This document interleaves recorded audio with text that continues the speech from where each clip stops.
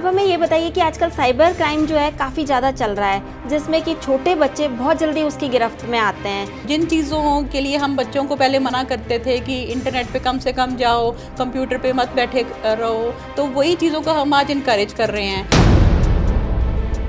बच्चे टेक्नोलॉजी के साथ जुड़े हुए हैं और इतना ज़्यादा जुड़ गए हैं कि हमें अब पता ही नहीं है कि वो कौन सी दुनिया में हैं।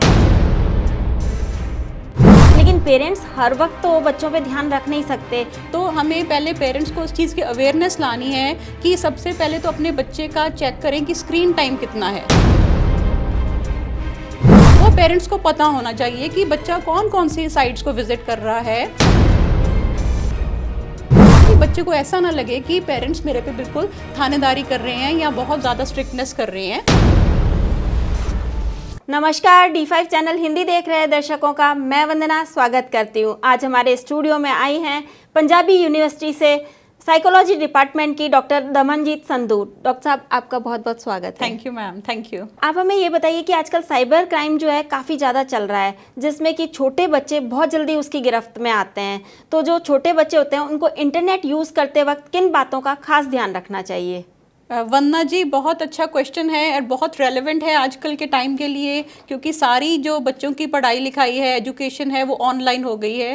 एंड जिन चीज़ों के लिए हम बच्चों को पहले मना करते थे कि इंटरनेट पे कम से कम जाओ, कंप्यूटर पे मत बैठे रहो, तो वही चीज़ों को हम आज इनकरेज कर रहे हैं। तो उसके साथ ये है कि ऑल द टाइम बच्चे टेक्नोलॉजी के साथ जुड़े हुए हैं और इतना ज़्यादा जुड़ गए हैं कि हमें अब पता ही नहीं है कि वो कौन सी दुनिया में हैं। क्योंकि पहले तो जब तक लॉकडाउन थोड़ा सा बहुत स्ट्रिक्ट था तब पेरेंट्स भी घर पे थे। अब तो ये हाल हो गया है कि कुछ पेरेंट्स सब काम पे वापस जाने लग पड़े हैं, तो बच्चा घर में कंप्यूटर के साथ अकेला है, तो उसके कारण उनको और खतरा हो गया है। क्योंकि कंप्यूटर एक ऐसी दुनिया है जिसमें हमें पता ही नहीं है कि हमारे बच्चे की जो इंटरेक्शन है वो किसके साथ हो रही है, क्योंकि वहाँ पे एक अनोनिमिटी है, क्योंकि वहाँ पे एक स्क्रीन के पीछे आपको पता ही नहीं है कि कोई ऐसा इंसान है जो फेक प्रोफाइल बना के या किसी को इम्पर्सनेट करके आपके बच्चे के साथ बातें कर रहा हो, आपके बच्चे के दिल जीतने की बातें करते हैं। जैसे कई लोग उसकी वैलिडेट करते हैं उसकी इमोशंस को, बच्चों की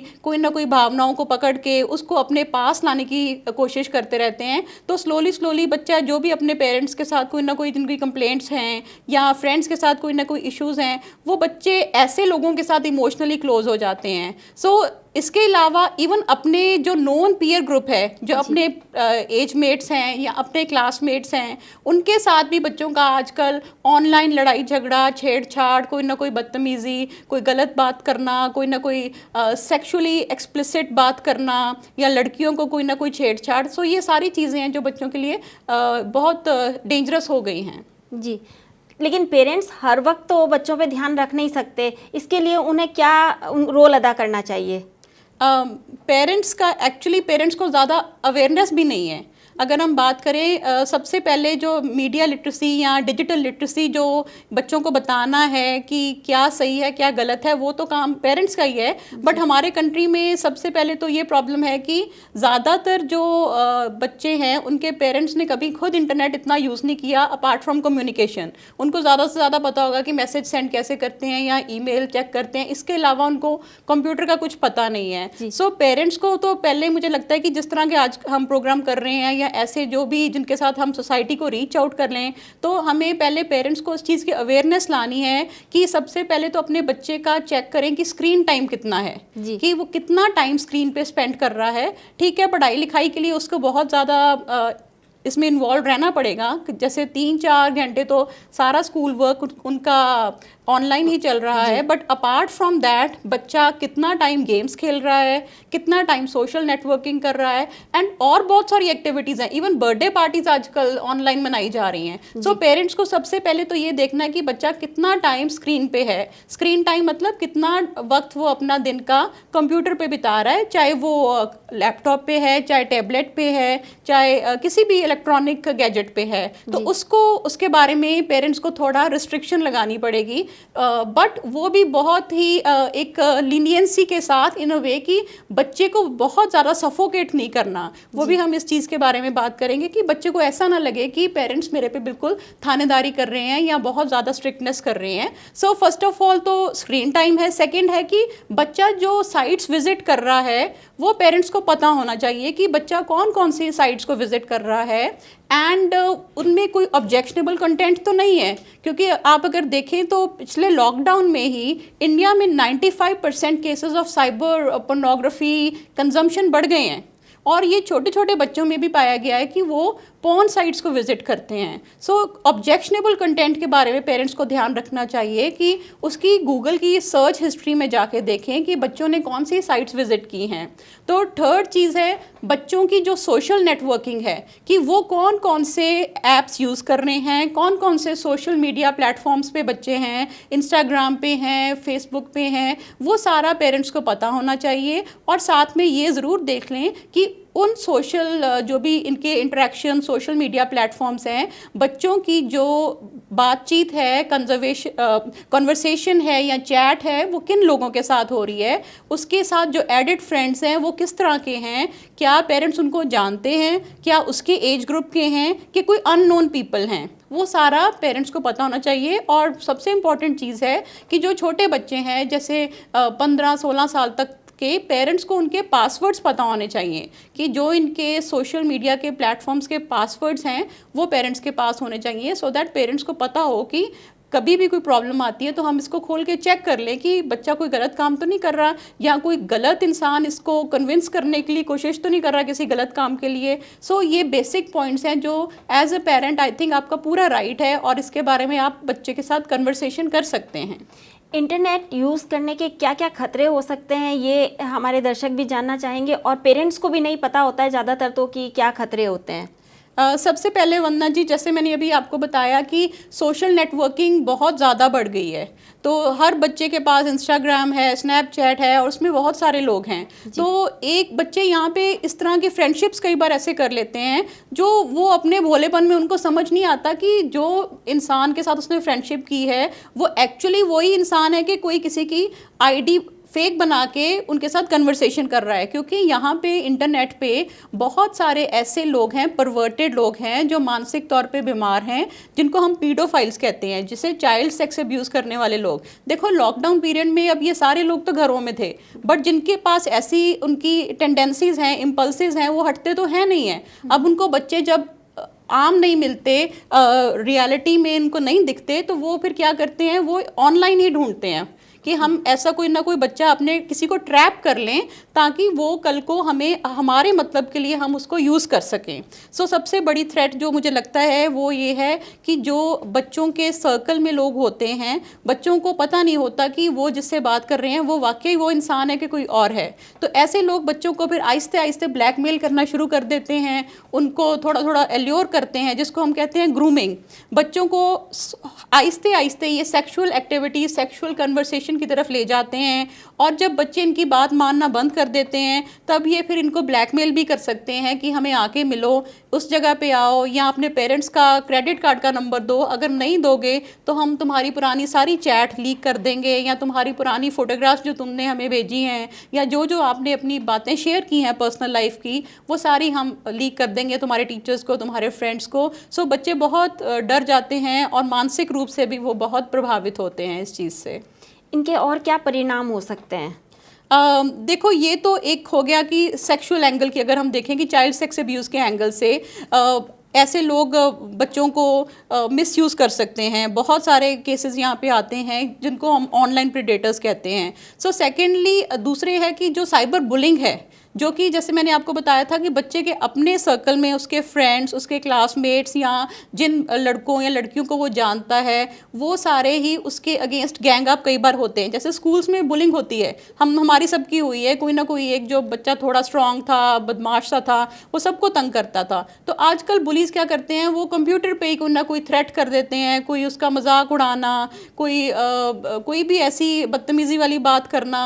तो कई बच्चे बहुत ज़्यादा सेंसिटिव होते हैं, और जब जब सारे उसके फ्रेंड्स भी लग जाते हैं उसी छेड़छाड़ में, उसी टीजिंग में, मजाक में, तो बच्चे कई बार बहुत ज़्यादा इमोशनली वीक हो जाते हैं।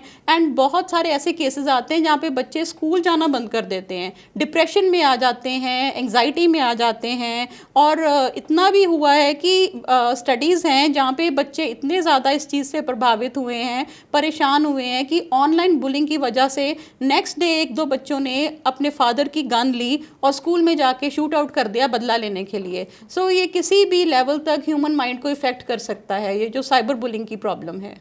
इसमें टीचर्स का कितना रोल होता है? टीचर्स का बहुत इंपॉर्टेंट रोल है साइबर बुलिंग में। सबसे पहले तो सेंसिटाइजेशन और अवेयरनेस क्रिएट करना, गुड कंडक्ट, अच्छा बिहेवियर ऑनलाइन करना।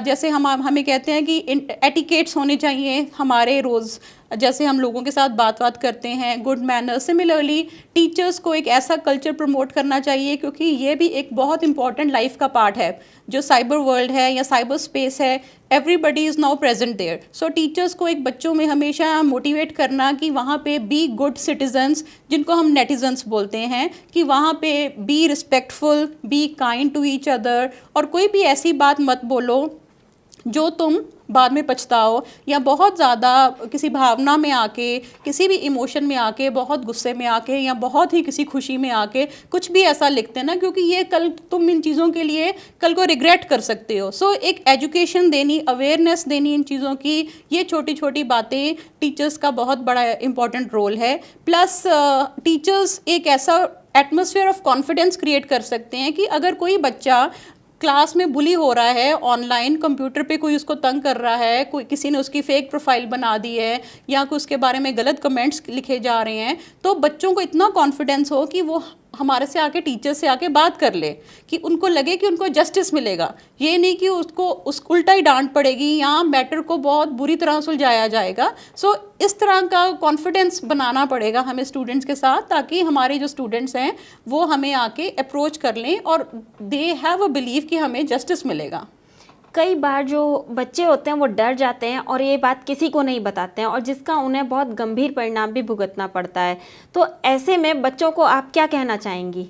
देखो, जो आप बात कर रहे हैं वंदना जी, वो ये बात स्पेशली देखने में आई है जिसको हम कहते हैं रिवेंज पोर्न, क्योंकि आजकल बहुत छोटे छोटे बच्चे ही रिलेशनशिप्स में आ जाते हैं। छोटे, इनको समझ तो होती नहीं है, 14-15 साल के बच्चे भी हमने देखा है बात करेंगे I am in A relationship, अभी तक उनको समझ ही नहीं है, बट स्टिल वो बॉयफ्रेंड गर्लफ्रेंड बनाने के चक्कर में बहुत आगे तक चले जाते हैं, और उनकी कोई ना कोई उनकी ऐसी पिक्चर्स उनके बॉयफ्रेंड के पास होती हैं, या कोई ना कोई वीडियोज़ ऐसी उन्होंने खुद ही सेंड की होती हैं या खुद कभी क्लिक की होती हैं, जो जब ब्रेकअप होता है तो वो फिर उसको धमकी देता है कि मैं इसको लीक कर दूंगा। तो उस डर से भी बच्चे बहुत सहम जाते हैं, लड़कियां। इसको हम रिवेंज पोर्न कहते हैं, कि बदला लेने की भावना से। और बहुत बार ऐसा देखा गया है कि लड़कियों के पर्सनल वीडियोस जो उनके एक्स बॉयफ्रेंड्स ने ब्रेकअप के बाद रिवील कर दिए। सो इन केसेस में जो लड़कियां हैं, स्पेशली आई वुड से कि वुमेन जो टीनेजर्स हैं, उनको बहुत ज़्यादा ये चीज़ें मेंटली डिस्टर्ब करती हैं, एंड इतने सारे सुसाइड्स हो चुके हैं बिकॉज ऑफ दिस इशू। सो इस चीज़ के लिए हमें बच्चों को, जो सबसे पहले जो हम हमेशा लड़कियों से बात करते हैं, क्योंकि यूनिवर्सिटी लेवल तक भी ऐसे बहुत केसेस आते हैं, जो हम बच्चों को समझाते हैं कि हमें एक ऐसा कल्चर बिल्डअप करना चाहिए कि अगर हमारे में से कभी भी कोई प्रॉब्लम में है, तो हमें we should all come together to support the person. उस चीज़ के बारे में हॉ हाई नहीं करनी चाहिए। जैसे कि कभी भी सड़क पे जाते जाते आपका रोड एक्सीडेंट हो जाता है, आपको बिना आपके कसूर के, बिना गलती के आप कभी ऐसा आपका नुकसान हो सकता है। सिमिलरली अगर आपको लाइफ में कोई गलत लोग मिल गए हैं, इट डजंट मीन कि अब आपको दोबारा मौका नहीं मिलता, कि आपको हम दोबारा चांस नहीं देंगे to live a life of dignity and respect. So एक मेरा ख्याल है कि पूरी सोसाइटी का एक कल्चर का अप्रोच होना चाहिए कि हमें ट्राई करने का मौका दो इंसान को, जो एक बार जिसके साथ बुरा हो चुका है, हम उसको सपोर्ट करें और उसको भी लगे कि हाँ, मेरे पास एक और मौका है अपनी लाइफ को दोबारा रीबिल्ड करने का। कोई बात नहीं अगर मेरी पर्सनल वीडियोस लीक भी हो गई हैं, सारे लोग मेरे बारे गलत बोल रहे हैं, but still there should be some people in the society to support that person, क्योंकि वो ऑलरेडी बहुत दुखी है। एक मरे हुए इंसान को आप कितनी बार मारोगे? सही बात। सो बच्चों में इस तरह का कॉन्फिडेंस आना चाहिए कि हाँ कुछ लोग ऐसे हैं, मेरे टीचर्स, स्कूल में काउंसलर्स, मेरे पेरेंट्स जो मैटर करते हैं, दे आर विद मी, और वो इस चीज़ को बड़ी इंटेलिजेंटली अंडरस्टैंड करते हैं कि बुरी घटनाएं किसी के साथ भी हो सकती हैं। सो लाइफ में चलते चलते कभी भी किसी के साथ भी बुरा हो सकता है। तो और ये बात हम बच्चों को फिर ऐसे समझाते हैं कि हो सकता है कि आज तुम्हारे साथ है, तो ये नहीं है कि दूसरे कोई सेफ है, क्योंकि हम जैसे कहते हैं कि अगर आपके पड़ोसी के घर में आग लगी, हो सकता है तुम्हारे घर में भी ये जल्दी लग सकती है। और ये बहुत सारे केसेस ऐसे भी हुए हैं, इवन मैरिड वुमेन को आफ्टर डिवोर्स उनके एक्स हस्बैंड्स ने उनकी फोटोग्राफ्स वगैरह लीक किए हैं, उनके वीडियोस लीक किए। सो सोसाइटी को ये चीज़ समझ लेनी चाहिए कि अगर किसी के साथ बुरा होता है वो किसी के साथ भी हो सकता है, तो उसके लिए ज़्यादा उसको हिस्टेरिकल होना या उसको शेम करना या विक्टिम ब्लेम करना, उसका कोई सोल्यूशन नहीं है। एज ह्यूमन बीइंग्स हम लोग हमारी एक मॉरल ड्यूटी है कि जो भी कोई सफ़र कर रहा है, कोई भी प्रॉब्लम में है, we should all get together to empathize and give support to the person to get out of the crisis rather than creating a big ruckus about the whole situation. So emotional support की ज़रूरत है, उसको आपके scientific analysis की ज़रूरत नहीं है। जो बंदा दुखी है that time he needs support, उसको आपके डायग्नोसिस की ज़रूरत नहीं है कि तूने ऐसा किया था तो ऐसा हुआ, वो बाद में देखी जाएगी। बट उस टाइम पे जहाँ पे वो एक एज पे खड़ा है कि वो अपनी लाइफ भी ले सकता है या कुछ भी कर सकता है, उस टाइम पे हमें एक सोशल सपोर्ट प्रोवाइड करनी है और बच्चों के अंदर भी ये कॉन्फिडेंस क्रिएट करना है कि कोई बात नहीं, मिसहैप हो गई बट स्टिल ट्राई करना अब हमारा फ़र्ज़ है टू रीलिव अवर लाइफ। जी, कहने का मतलब ये है कि ज़िंदगी आगे बढ़ने का नाम है, सब कुछ भूल करके लेकिन सबक लेकर के आगे बढ़ना। ऐसे नहीं कि आप ऐसे ही आगे बढ़ जाएं, समाज में उसे प्यार और सहानुभूति की फिर से ज़रूरत होती है। तो आप सभी का ये फ़र्ज़ बनता है कि उसके साथ प्यार और सहानुभूति से व्यवहार करें, ना कि उसे उसकी गलतियां बार बार गिनाते जाएं। डॉक्टर दमनजीत संधू, आपका बहुत बहुत धन्यवाद, आप हमारे स्टूडियो में आए। थैंक यू जी। अगले एपिसोड में आपसे फिर मुलाकात होगी, तब तक के लिए नमस्कार।